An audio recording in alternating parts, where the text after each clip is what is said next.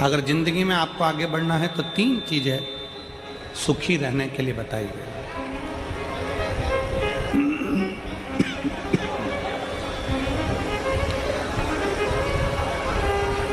तीन चीजें सुखी रहने के लिए वर्णन करी गई। किस किस को सुखी रहना है? जम के बोलो जरा, हाथ उठाकर दोनों। सबको सुखी रहना है? हाथ कर लो नीचे। 3 चीजें सीख लो। पहला, शुक्राना करना।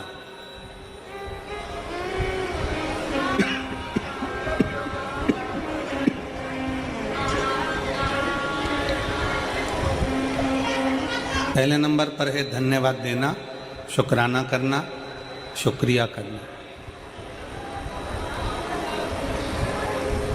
जिसने जिंदगी में शुक्राना करना सीख लिया, धन्यवाद देना सीख लिया,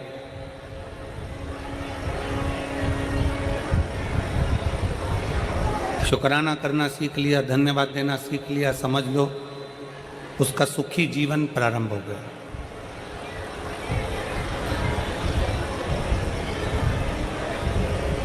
आज के ज़माने में हम लोगों ने धन्यवाद देना बंद कर दिया, शुक्राना करना बंद कर दिया। पर शिव महापुराण की कथा कहती है 3 चीज़ें व्यक्ति को सुखी बना देती है। पहले नंबर पर शुक्राना, दूसरे नंबर पर मुस्कुराना और तीसरे नंबर पर किसी का दिल ना दुखाना। ये 3 चीज़ें आपको सुखी कर देती है। पहले नंबर पर है शुक्राना, धन्यवाद देना, साधुवाद देना, शुक्राना करना, शुक्रिया करना। बहुत बहुत धन्यवाद भोले बाबा, आपने हमारे फरीदाबाद में कथा करवा दी, हमको हमारे फरीदाबाद में सुनने का मौका मिल गया। हरियाणा की पवित्र भूमि पर कथा हो गई। पाराशर जी आपको धन्यवाद, शुक्राना, आपने ये पवित्र कथा इन हरियाणा वासियों के लिए कराकर इनको बहुत बहुत कृतार्थ कर दिया। शुक्राना कर, धन्यवाद करना।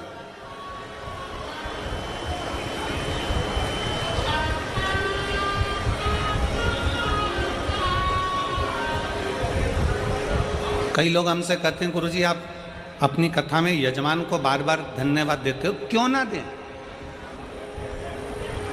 यजमान को धन्यवाद क्यों ना दें? हम तो बार बार पाराशर जी को भी कहेंगे, दीदी हेमलता जी को भी कहेंगे, चिराग बेटे को भी कहेंगे, टीना बेटी को भी कहेंगे कि साधुता है, धन्यवाद है, शुक्राना है आपका। इसमें कई माताएं ऐसी बैठी हैं जो अपना घर छोड़कर कहीं कथा में नहीं जा सकती थी। इसमें कई माताएं ऐसी बैठी हैं जो अपना गांव छोड़कर, घर छोड़कर कहीं जा नहीं सकती थीं, पर आपने अपने फरीदाबाद में कथा करवाकर उन बुजुर्ग माताओं को भी कथा श्रवण करवा दी। उसका शुक्र है, उसका शुक्रिया। सुखी रहने के 3 चीजें शिव महापुराण कर रही है। पहले नंबर पर है शुक्राना, दूसरे नंबर पर है मुस्कुराना। मुस्कुराइए।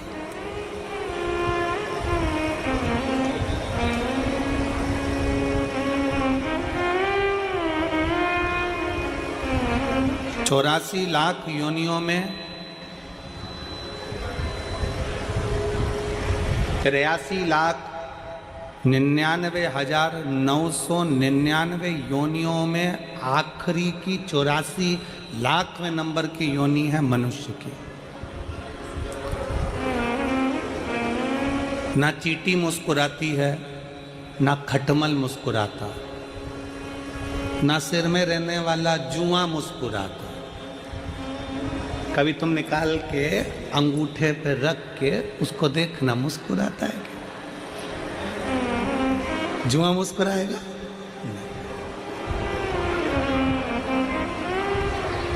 मच्छर मुस्कुराता है क्या? जम के बोलो जरा।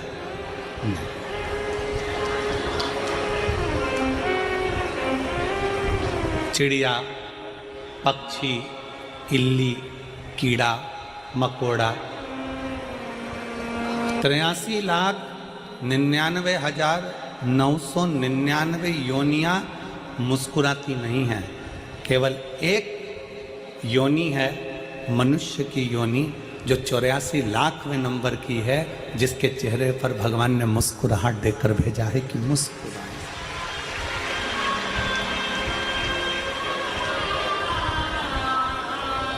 अब जरा विचार करिए,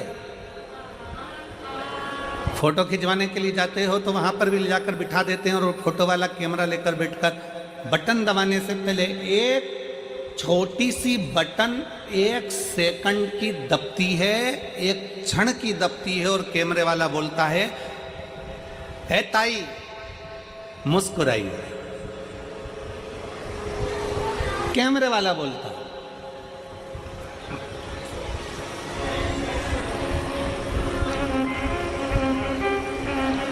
वो कैमरे वाला बोलता है, "ओ ताऊ मुस्कुराइए।" क्यों? इसमें कैमरे वाले का कोई फायदा नहीं है। कैमरे वाला तुम्हारी मुस्कुराहट के लिए नहीं बैठा है। कैमरे वाला मुस्कुराने के लिए इसलिए कह रहा है क्योंकि मुस्कुराता हुआ अगर फोटो आएगा तो आप अपने घर में भी अच्छे से रखोगे। अगर फोटो मुस्कुराओगे नहीं, तुमने मुस्कुराया नहीं और धापू की बाई की तरह सिर पे पल्लू लेके और बैठ गई, फोटो गया, फोटो खराब हो गया। अब उस फोटो का कोई महत्व नहीं है। शिव महापुराण की कथा कहती है, एक क्षण का फोटो वाले के सामने मुस्कुराए तो फोटो अच्छा आ जाता है। उसी तरह अंतिम क्षण है, अंतिम क्षण, कैमरा लेकर फोटो वाला खड़ा हुआ है, बटन दबी, फोटो खिंच गया, अच्छा आ गया, बुरा आ गया, ये तुम्हारे हाथ में। मुस्कुराओगे तो अच्छा आ गया, क्रोध में बैठ गए तो बिगड़ गया।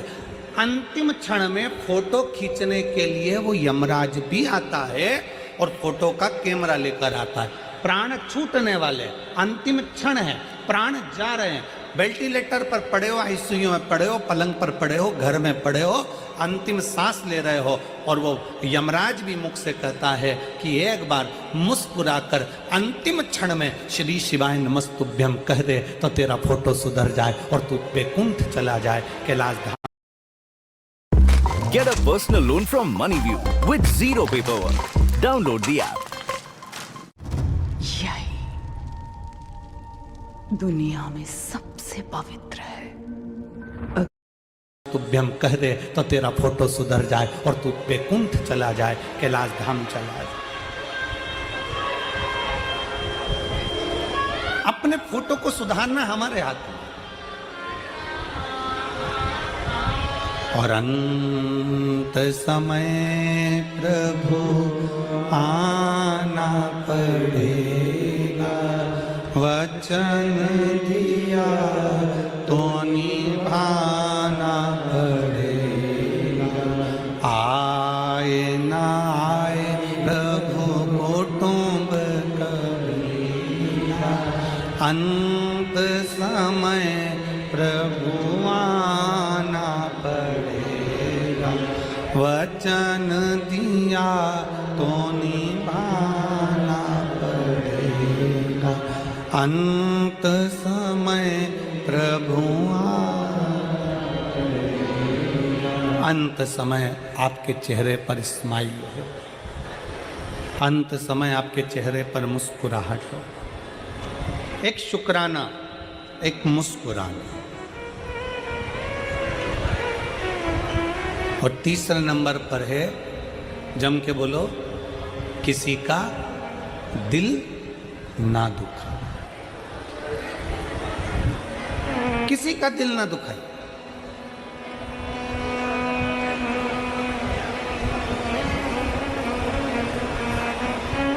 कथा में आए हो ना, शिव महापुराण की कथा में पहुंचे हो तो भगवान को ये धन्यवाद देना कि हमें कथा तक लेकर आ गए, पर इस शरीर के द्वारा किसी का दिल ना दुखे।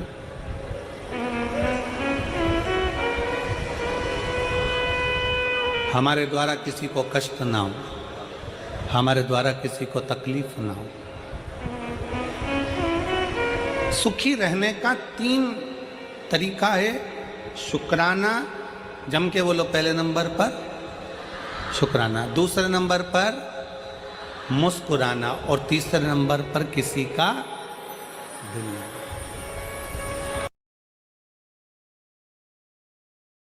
भगवान शिव की कृपा किसको कहते हैं, उदारता किसको, करुणा किसको, दया किसको। अपाला शिव की साधना से कुशाश्व के साथ में उसका विवाह हो गया, कुशाश्व के साथ में परिणाम है। अब जरा विचार करिए कि शरीर में चर्म रोग हो और विवाह हो जाना कितना कठिन है, पर उसकी कृपा जब होती है सब कार्य अपने आप होने लगते, अपने। सोचो नहीं वो भी हो जाए तो समझ लो शंकर जी की बड़ी उदारता है, शिव जी की बड़ी कृपा है। जो सोचा नहीं तो भी हो गया। आप में से कई माताएं भाई ऐसे होंगे जिन्होंने सोचा ही नहीं होगा कि हम क्या इतने करीब में बैठकर शिव महापुराण की कथा सुन लेंगे, तो ये तो उसकी उदारता हो जाए तो समझ लो कृपा। सोचा ही नहीं तो भी हो रहा है। प्रभु आपकी कृपा से सब करते हो भोले बाबा, मेरा नाम हो रहा है, भोले आपकी कृपा से सब काम हो रहा। सोचा ही नहीं तो भी हो रहा। अपाला का विवाह हो गया, चली गई, विवाह कर कर अपने पति के गांव घर, पर शरीर में रोग और बढ़ता चले गया। चर्म रोग इतना बढ़ गया कि शरीर में गंध आने लगी। पति ने ले जाकर उसको जंगल में छोड़ दिया। जंगल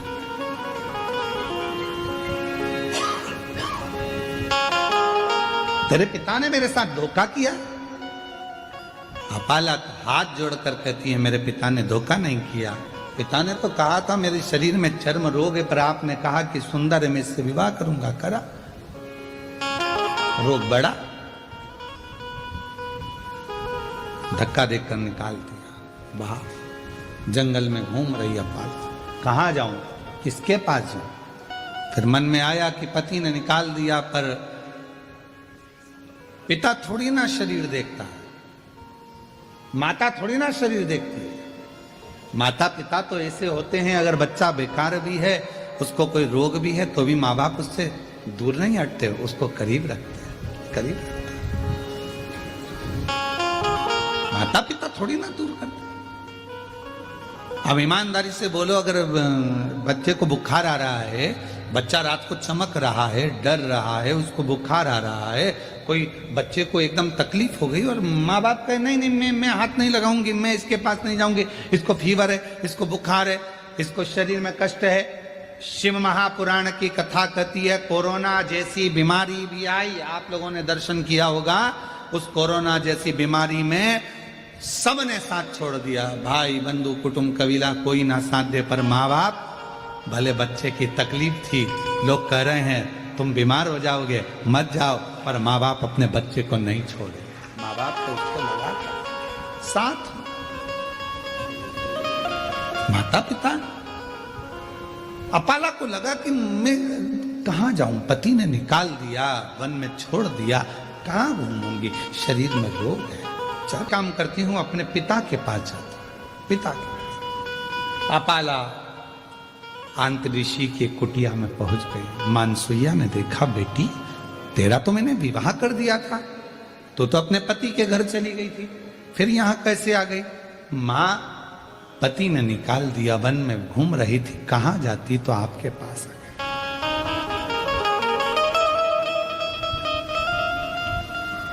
मेरी जीजियों, मायका मां से होता है, मायका शब्द ही मां से जुड़ा हुआ। मां ने तुरंत कहा क्या चिंता करती है, यहां रहे। मां, शरीर में चर्म रोग बढ़ गया है, गंध आ रही है, सब दूर हट जाते हैं, क्यों टेंशन, क्यों चिंता। ऋषि आ रहे थे स्नान कर कर, अपाला को देखा, बेटी तू यहाँ? हाँ पिताजी। शरीर में रोग बढ़ा, पति ने छोड़ दिया, यहां ही हूं, क्यों चिंता करना? तू इतना सुंदर वेद गाती है, इतना सुंदर वेद की रचना करती है, इतना इतना तेरे में विद्वत्ता है, एक बार पढ़ ले, एक बार अगर अध्ययन कर ले तो तुझे याद रह जाता।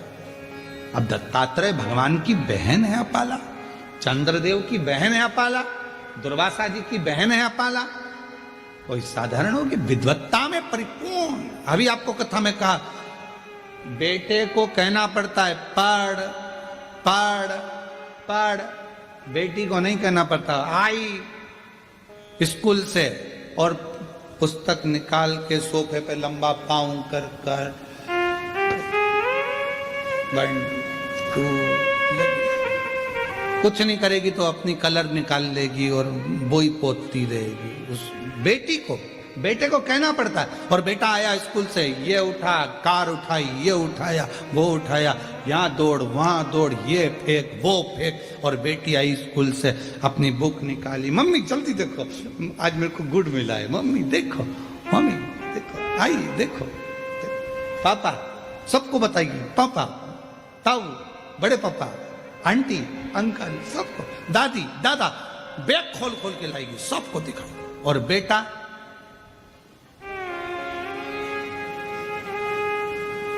मम्मा का मोबाइल लेकर बैठा, पापा का पेन लेकर बैठा, पर बेटी उसको नहीं कहा जाता कि तू कुछ कर। इतनी विद्वान थी अपाला, विद्वत्ता में परिपूर्ण, पढ़ती, वेद की ऋचा जब बना सकती है, वेद की जब ऋचा को तैयार कर सकती है, सूक्त तैयार कर सकती है, तो वो साधारण नहीं हो सकती, साधारण। अब ऋषि ने देखा कि बेटी का शरीर बहुत बिगड़ रहा, रोग बहुत ज्यादा हो गया, चर्म रोग बहुत ज्यादा फैल गया, क्या करूं? तब ऋषि ने कहा कि बेटी, क्या तूने, इंद्रदेव ने कहा था तो तूने क्या शंकर भगवान की साधना नहीं करी? करी, मैंने तप करा, साधना करी, उसी से तो मेरा विवाह हुआ था। फिर ये शरीर में रोग। आखिरी में इंद्रदेव स्वयं कैलाश पर्वत की ओर चले गए, अपाला को देखकर कि इसका शरीर बिगड़ रहा, शरीर पूरी दुनिया की पहली स्त्री थी, पहली कन्या थी देवताओं में जो विद्या के प्रति इतनी जागरूक थी। आज के जमाने में लोग बेटियों को पढ़ाने से पहले विचार करते हैं कि पढ़ाएं ना पढ़ाएं, इतनी पढ़ ली बहुत है। पहली बेटी थी आंत्री ऋषि की बेटी अपाला, जो विद्या अध्ययन में प्रखर थी, जो वेद में भी अपनी ऋचाओं को, सुक्त को प्रदान कर देती थी, वो अपाला थी।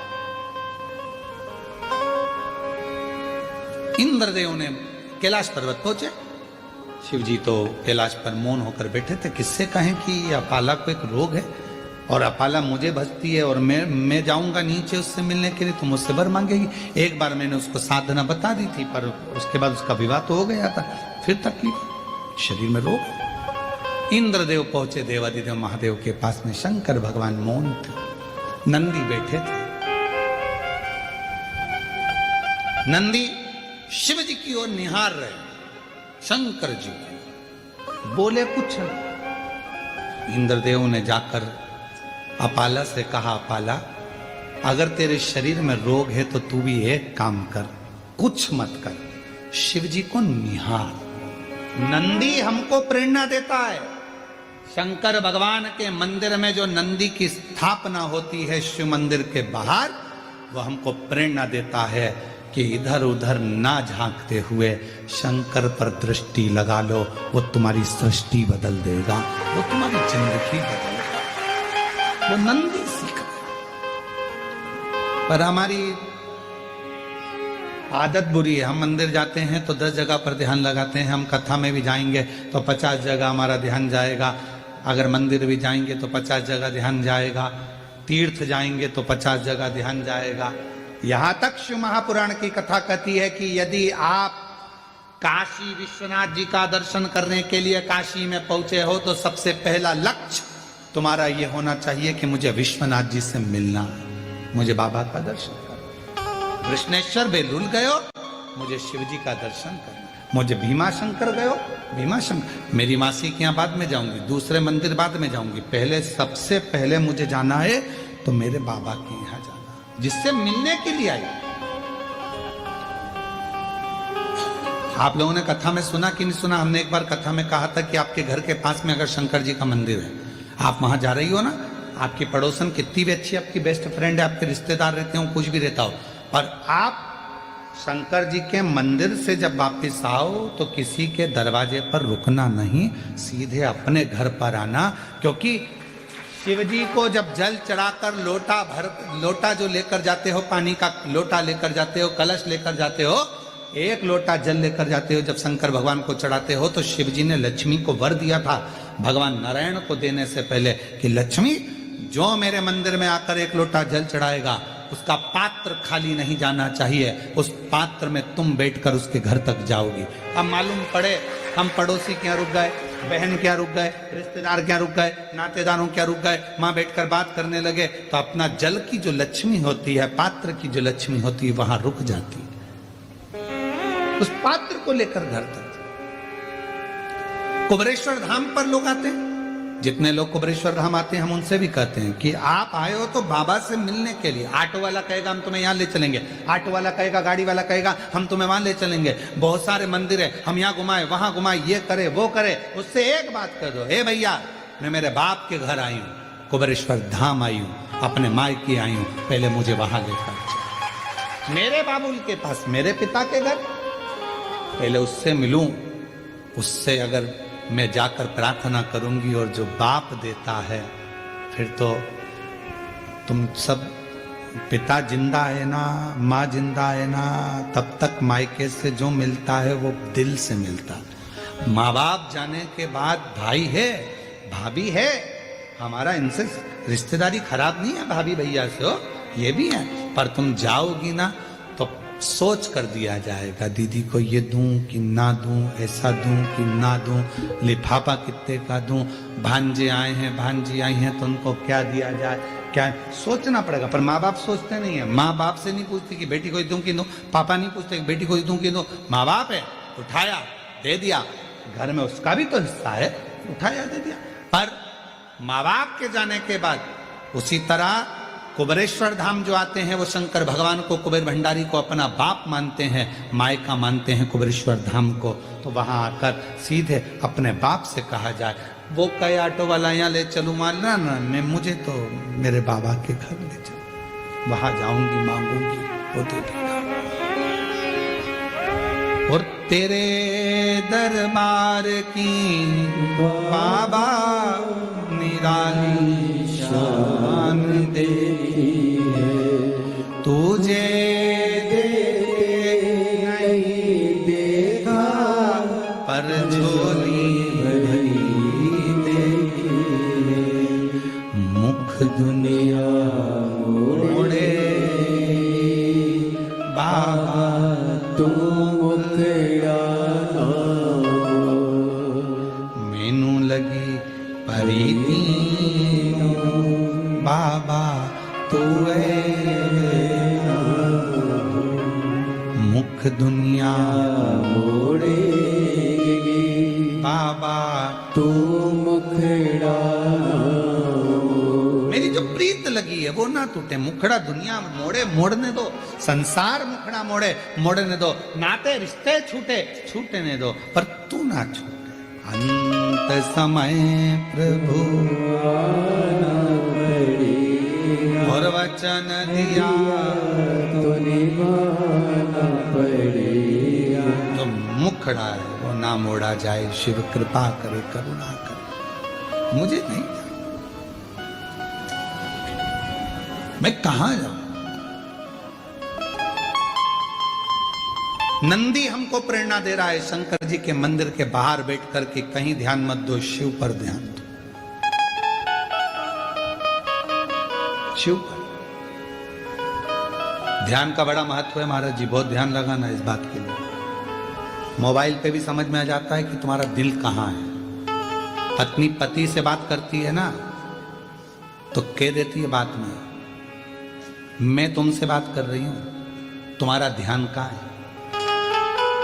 इतनी दूर वो मायके और तुमसे बात कर रही है तो कह रही है कि तुम्हारा ध्यान कहां है, मैं तुमसे बात कर रही हूं। फिर पति पति सूझ में आता है, आज मैं तेरे से तो कर रहा हूं। और मालूम पड़ा था लैपटॉप पे लगा हुआ था, ध्यान वहां था, हॉट काम पर लगा हुआ, मित्रों से गप्पे मारने में लगा और फोन आ गया पत्नी का। पत्नी तुरंत पहचान जाती बात करने के तरीके से, तुम्हारा ध्यान कहां है। उसी तरह एक लोटा जल तो मंदिर जाके सब चढ़ाते हैं, शंकर जी को मालूम पड़ जाता है कि तुम्हारा ध्यान कहां है, कहां तुम्हारा ध्यान है। जिसका ध्यान था बाबा उसकी झोली खुशियों से भर देता है। वो कई बहन माता जी कह रही थी संतान नहीं, कोई कुछ कहे। एक बहन ने पत्र में लिखा मेरे बेटे के लिए, 12 बार पत्र लिख चुकी हूं, धन्य है, आज हाथ में आई गया। मेरा नाम विजया कैलाश बड़गुढ़र है। मैं बड़ा लड़का यूएसए के लिए तैयारी कर रहा था पर हो नहीं पा रहा था, बहुत तकलीफ आई। आखिरी में उसने हिम्मत छोड़ी, पर किसी ने कहा कि वो सियोर वाला महाराज कहता है कि हिम्मत मत हारना, शिव जी के मंदिर जाना, लोटा भर जल चढ़ाना। पार्थिव लिंग का पूजन किया 6 बजे, पूजा कर कर मंदिर में से 7 बजे आकर बैठी और तभी बाबा ने ऐसी कृपा कर दी कि मेरा बेटे का सिलेक्शन हो गया और वो उनके में नौकरी। आ जाओ बेटा, शिव तत्व इसी को कहते। और जो जैसी भावना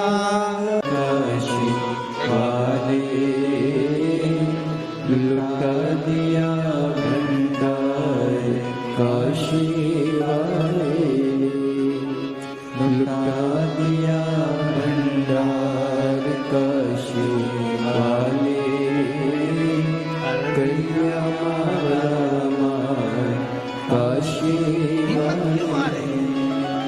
शिव पर ध्यान केंद्रित करो। लोटा भरकर जल सब चढ़ाते हैं, जैसे पत्नी पति से कहते तुम्हारा ध्यान कहाँ है। शंकर जी समझते हैं तुम्हारे एक लोटे जल को।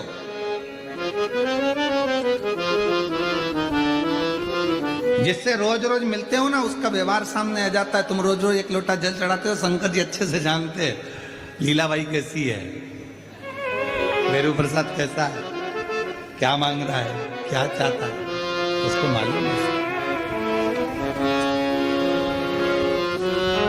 दिल तो लगाओ, हृदय तो लगाओ शिव जी से। अपाला, इंद्रदेव ने कहा तुमने शिव की साधना करी? हाँ। तब करा? हाँ, मेरा विवाह हुआ, पर ये रोग ठीक नहीं है। इंद्रदेव ने कहा शिव पर ध्यान केंद्रित कर लो। एक दिन अपाला बैठी थी, अब उसका मन कहीं नहीं लगता, क्योंकि दुनिया की दौलत अगर तुम्हारे पास में है और तुम्हारा शरीर अगर ठीक नहीं है तो वो दौलत किसी काम नहीं। प्रथम सुख निरोगी आया।